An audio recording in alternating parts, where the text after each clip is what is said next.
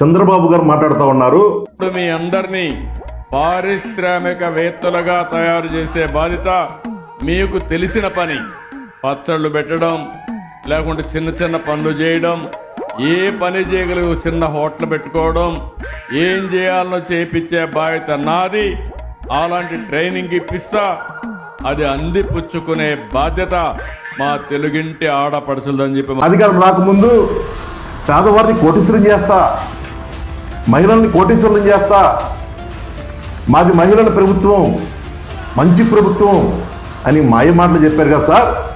Party అధికారం వచ్చినాక పారిశ్రామికవేత్తలంటే మీ దృష్టిలో పచ్చళ్ళు తయారు చేయించడమా, టిఫిన్ బండి పెట్టించడమా, చిన్న చిన్న హోటళ్ళు పెట్టించడమా? ఏం మారుతున్నారు సార్ మీరు? ప్రజలు గమనించాలి. ఈ చంద్రబాబు ఎంత మోసకారో, ఎన్నికల ముందు ఏ హామీ ఇచ్చాడో, ఎన్నికల తర్వాత ఏ విధంగా మోసం చేస్తున్నాడో ప్రజలు గమనించాలి.